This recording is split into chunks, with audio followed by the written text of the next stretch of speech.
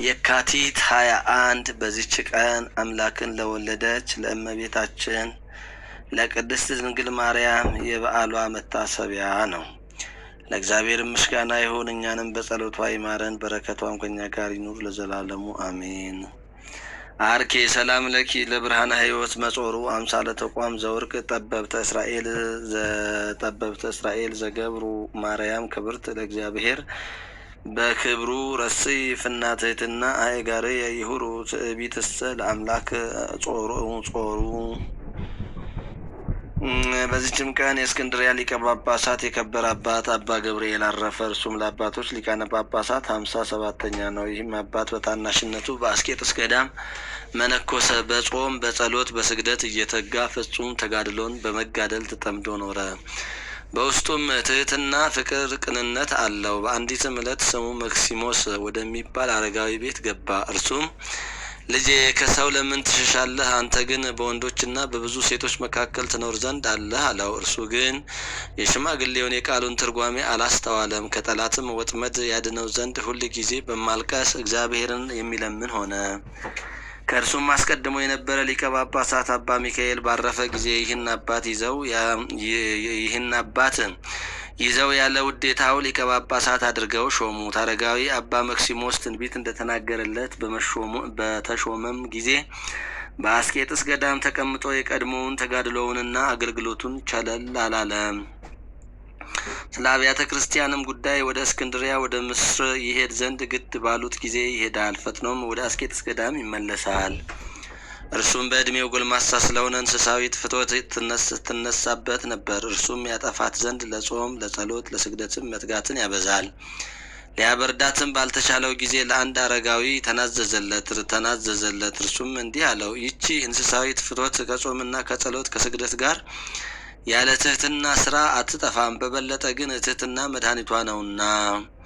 ይህንንም በሰማ ጊዜ ጉድፍ መጎተቻ ከብረት ሰራ። አጭር የሆነ የቆሻሻ ልብስ በመልበስ በሌሊት ተነስቶ የመነኮሳቱን መንደር እየዞረ ቆሻሻውን ጠርጎ ተሸክሞ ወስዶ ከራቀ ቦታ ይጥለዋል። ይህንንም ስራ እየሰራ 2 ዓመት ያህል ኖረ። እግዚአብሔርም ንጽህናውንና የልቡን ትሑትነት ተመልክቶ የባህሪ የሆነውን ፍትወት ያራቀለት። ይህም አባት በገድል እንደተጠመደ ሆኖ መንጋዎቹ በቀናች ሃይማኖት ይጸኑ ዘንድ እያስተማራቸውና እየገሰጻቸው እየመከራቸውም 12 ዓመት ኖሮ በሰላም አረፈ። ለእግዚአብሔር ምስጋና ይሁን፣ እኛንም በጸሎቱ ይማረን፣ በረከቱም ከእኛ ጋር ትኑር ለዘላለሙ አሜን። አርኬ ሰላም ለገብርኤልን በይነ ጽድቁ ሃይማኖቱ እንተደለዎ ይሰየም ለአረጋዊ በከመ ትንቢቱ በግብረ ትሕትና ወፍቅር ከመያድክም ኃይለ ፍትወቱ ኮስተረ አብያተ ማይ መጠነ ዓመታት ክልኤቱ እንዘ ሊቀ ጳጳሳት አብይ ወክቡር ውእቱ። በዚችም ቀን የሀገረ ስሃ ኤጲስቆጶስ የከበረ አባት አባ ዘካርያስ አረፈ። ይህም አባት የጸሐፊዎች ወገን ነው። አባቱ ግን ጸሐፊነቱን ትቶ ቅስና ተሾመ። ስሙም ዮሐንስ ነው።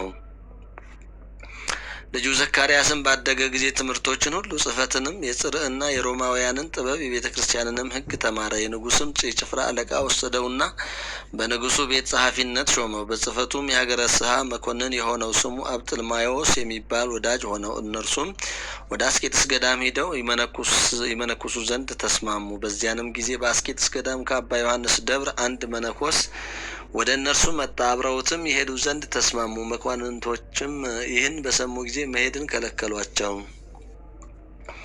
ከጥቂት ቀኖች በኋላም ለእግዚአብሔር የተሳላችሁትን ስለት ለምን አትፈጽሙም የሚላቸውን ራእይ አዩ። በዚያንም ጊዜ በስውር ወጡ። እነርሱ ግን መንገዱን አያውቁትም ነበር። አንድ መነኮስም ተገለጠላቸውና ወደ አስቄጥስ ወደ አባ ዮሐንስ ገዳም መርቶ አደረሳቸው። መኳንንቱም መሄዳቸውን በሰሙ ጊዜ ከንጉሥ ዘንድ ደብዳቤ ተቀብለው በመላክ ከገዳሙ ሊያስወጧቸው ተስማሙ። የክብር ባለቤት ጌታችንም ምክራቸውን በተነ። በመነኮሱም ጊዜ ብዙ ተጋድሎ ተጠመዱ። ይልቁንም አባ ዘካርያስ በዚያም ወራት አረጋውያን አባ አብርሃምና አባ ገአርጊ ነበሩ። ወደ እርሳቸው እየመጡ በስራቸው ሁሉ ያረጋጓቸውና ያጸኗቸው ነበር። የሀገረ ስሃ ኤጲስቆጶስም ባረፈ ጊዜ ሕዝቡ አባ ዘካርያስን አሰቡት። እርሱንም ይሾምላቸው ዘንድ ስለ አባ ዘካርያስ ዘካርያስ እየለመኑ ወደ ሊቀ ጳጳሳቱ የመልእክት ደብዳቤ ጻፉ።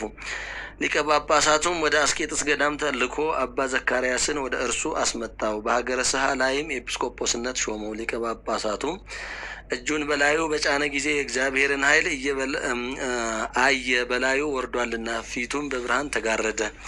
ወደ መንበረ ጵጵስና ሲመቱም በደረሰ ጊዜ ሕዝቡ በታላቅ ደስታ ተቀበሉት። በዕለተ ሆሳዕና የእስራኤል ሕዝብ መድኃኒታችንን እንደተቀበሉት። ከዚህም በኋላ በትምህርቱና በድርሰቶቹ ቤተ ክርስቲያን ብርሃን ሆነች። ቃሉም እጅግ በጣም ጣዕም ያለው እርሱም የመንፈስ ቅዱስን ጸጋ የተመላ ነው። በመንበረ ሲመቱም 40 ዘመን ኖረ። እግዚአብሔርንም አገልግሎ በሰላም አረፈ። በረከቱም ከኛ ጋር ትኑር። ለእግዚአብሔር ምስጋና ይሁን፣ አሜን። አርኬ ሰላም ለዘካርያስ ለኃይለ ሰማይ ምህዋጹ በብርሃን አብይ እንዘ ይኬልላ ለገጹ እስከ ተፈሳት ሀገረ ስሃ ዋባጊሃ አንፈራአጹ ለቴዎድሮስ ሰላም ወለጢሞቴዎስ ቢጹ ዘማይ ደሪሆሙ በሰማይ አነጹ። በዚህችም ዕለት የከበረ የሐዋርያው የጳውሎስ ደቀ መዝሙር የሆነ ቅዱስ አናሲሞስ በሰማዕትነት አረፈ። ይህም ቅዱስ አስቀድሞ ከሮሜ ሰዎች ወገን ለሚሆን ስሙ ፊልሞና ለሚባል ለሮሜ ሰው አገልጋይ ሆኖ ነበር። ይህም ፊልሞና በሮሜ ባስተማረ ጊዜ በቅዱስ ጳውሎስ ትምህርት በጌታችን አመነ። ይህ ፊልሞናም ከዚያ ከሮሜ አገር ወደ አስባንያ ሄደ። ይህንንም አገልጋዩን አናሲሞስን ከእርሱ ጋር ወሰደው። ሰይጣን ግን አናሲሞስን አሳተው፣ ልቡንም ለወጠውና የጌታውን ገንዘብ ሰረቀ። ጌታውም እንደሚቀጣው አውቆ ሸሽቶ ወደ ሮሜ ተመልሶ ሄደና በዚያ ተቀመጠ። በእግዚአብሔርም ፈቃድ ወደ ከበረ ሐዋርያ ጳውሎስ ሄደ። ትምህርቱንም ሰምቶ በክብር ባለቤት በጌታችን ኢየሱስ ክርስቶስ አመነ። ለቅዱስ ጳውሎስም ደቀ መዝሙሩ ሆነ። ነገር ግን የጌታውን ገንዘብ በመስረቁ በአናሲሞስ ልብ ጽኑ ሐዘን አደረ። ለሐዋርያ ጳውሎስም የሰራውን ሁሉ ነገረው። ሐዋርያ ጳውሎስም አትፍራ፣ ልብህም አይዘን አለው። ወደ ጌታው ወደ ፊልሞናም መልእክትን ጻፈለት። እችም ስለ አናሲሞስ የጻፋት ከመልእክቱ አንዲቱ ናት። በመልእክቱም እንዲህ አለ። እኔ በእስራቴ ጊዜ ስለወለድኩት ልጄ እማልድሃለሁ። ይኸውም አናሲሞስ ነው። የቀድሞው ስራው አልጠቀመህም ነበር። ዛሬ ግን ለአንተም ለእኔም እጅግ የሚጠቅም ሆኗል። አሁንም ወደ አንተ ልኬዋለሁና ልጄ እንደመሆንህ ተቀበለው። የበደለህ በደልም ቢኖር ወይም የሚከፍልህ ቢኖር በእኔ ላይ አድርገው። ይህ የከበረ አናሲሞስም ወደ ፊልሞና ወደ ጌታው በደረሰ ጊዜ በማመኑና በመጸጸቱ ደስ አለው። ሐዋርያው እንዳዘዘውም አደረገለት። እጅግም ወደደው፣ ብዙ ገንዘብም ሰጠው። እርሱ ግን ምንም አልወሰደም። እኔ በክርስትና ባለጸጋ ሆኛለሁ አለ እንጂ። ከዚህም በኋላ ሸኙትና ወደ ሮሜ ሀገር ተመለሰ። በሰማዕትነት እስከሚሞትበት ጊዜ ሐዋርያ ጳውሎስን የሚያገለግለው ሆነ። ይህም ቅዱስ ካህን ሆኖ ተሾመ። ሐዋርያትም በሥርዓት መጽሐፋቸው በአንቀጽ 77፣ 81፣ 50 በ53 እና በ57 በምስጋና አስታውሰውታል። እንደ ታማኝ ካህንም ነው አሉ። ከሐዋርያው ከጳውሎስም የምስክርነት ሞት በኋላ የንጉሥ ጭፍራ አለቃ ይህን ቅዱስ ይዞ ወደ አንዲት ደሴት ሰደደው። የዚያችን ደሴት ሰዎች ሃይማኖትን እያስተማራቸው ኖረ። የክርስትና ጥምቀትንም አጠመቃቸው። ከብዙ ቀኖችም በኋላ የንጉሥ ጭፍራ አለቃ ወደዚያች ደረሰ። የከበረ አናሲሞስንም ሕያው ሆኖ የክብር ባለቤት የጌታችን ኢየሱስ ክርስቶስን ሃይማኖት ለሰዎች ሲያስተምር አገኘው። ጽኑ ግርፋትንም ገረፈው። ጭኖቹን እንዲሰበሩ አዘዘ። ምስክርነቱንም ፈጸመ። የሰማዕትነት አክሊልንም በመንግስተ ሰማያት ተቀበለ። ለእግዚአብሔር ምስጋና ይሁን፣ በረከቱም ከኛ ጋር ትኑር ለዘላለሙ አሜን። ሰላም ለአናሲሞስ ለጳውሎስ ረድኡ በከመነስ አመባይተ እምፊልሞና ረድኡ በሲኖዶሶሙ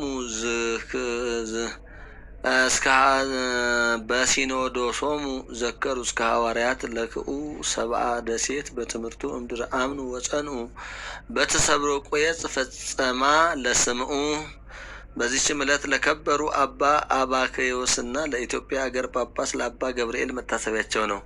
በረከታቸውም ከእኛ ጋር ትኑር ለእግዚአብሔር ምስጋና ይሁን አሜን። የካቲት 21 ቀን የሚከበሩ ዓመታዊ የቅዱሳን በዓላት፦ ቅዱስ አናሲሞስ ሐዋርያ የቅዱስ ጳውሎስ ሐዋርያ ደቀ መዝሙር ሲሆን ከ14ቱ መልእክታት አንዱ የሆነው ወደ ፊልሞና የተጻፈው በዚህ ቅዱስ ምክንያት ነው። ፊልጵስዩስ 1 ቁጥር 14። አባ ዘካርያስ ዘሀገረ ስሃ፣ አባ አካክዮስ ጻድቅ፣ አባ ገብርኤል ሊቀ ጳጳሳት። አባ ገብርኤል የኢትዮጵያ ጳጳስ የነበሩ።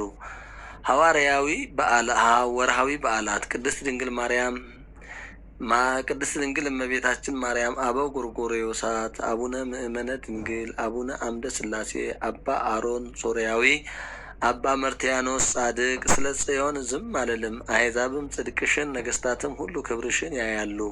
የእግዚአብሔርም አፍ በሚጠራበት በአዲሱ ስም ትጠሪያለሽ። በእግዚአብሔር እጅ የክብር አክሊል በአምላክሽም እጅ የመንግስት ዘውድ ትሆኛለሽ።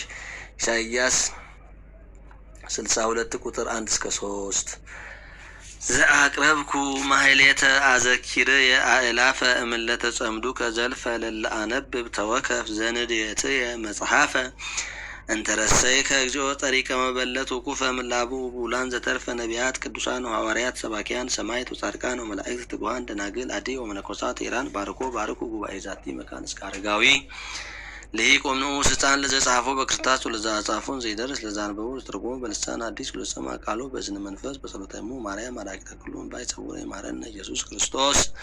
ሰላም ለክሙ ጻድቃነ ሰማዕት ላይረፍክሙ በዛቲ ዕለት መዋዕያነ ዓለም አንተሙ በብዙ ትዕግስት አሉ ቅድመ ፈጣሪ በኩሉ ሰዓት እንበለንስሐ ኪያነ ይንሳሙት። ሰላም ለክሙ ጻድቃነ ዛቲ ዕለት ኩልክሙ ኤት ወአንስት በአስማቲክሙ ቅዱሳነ ሰማይ ወምድር ማኅበረ ሥላሴ አንትሙ ዝክሩነ በጸሎትክሙ በእንተ ማርያም እሙ ተማይጸነ ለክርስቶስ ሥጋው ወደሙ ይኩ ኩነኔ ከሰላመከ አባ ለሀገር ጽድቀ ከኔ ለሕዝበ ክርስቲያን አግር ጸራው ሰራዊታት አይተገሪያ ከበዝቦ ሰራዊታ ለሀገሪትነ ኢትዮጵያ ለዓለመ ዓለም። የሰማነውን በልቡናችን ያሳድርብን። ከአባቶቻችን ከደጋጎቹ ረድኤታቸውን በረከታቸውን ይክፈለን። የቃል ኪዳናቸው ተሳታፊዎች የምልጃቸው አግኚዎች ያድርገን። አምላካችን እግዚአብሔር ሀገራችን ኢትዮጵያን በጽኑ ሰላም ይጠብቅልን። ሕዝቦቿንም በፍቅር በአንድነትና በህብረት ይጥመድልን። አምላካችን እና አባታችን እግዚአብሔር ሆይ ማህበራችንን ማህበረ ተዋሕዶ ዘኦርቶዶክስን ጠብቅልን፣ አስፋልን። አባላቱንም በያሉበት ከክፉ ሁሉ ሰውረህ መልካሙንና በጎውን እንድታቀርብላቸው ከልዩ ልዩ ፈተና ሁሉ ሰውረህ ውጤታማና የሚፈልጉትን የሚያገኙ አድርገህ ወደ ሀገራቸው፣ ወደ ርስታቸው፣ ወደ ቤተሰቦቻቸው፣ ወደ ወገናቸው ተመልስልን ዘንድ እንለምንሃለን። እንዲሁም ማህበራችንን አስፍተህ ብዙዎች ወገኖቻችን የሚጠቀሙበት አንተን ሊያውቁ የሚችሉበት መንገድ ታደርግልን ዘንድ የእኛንም አገልግሎታችንን ተቀብለህ ወገኖችህን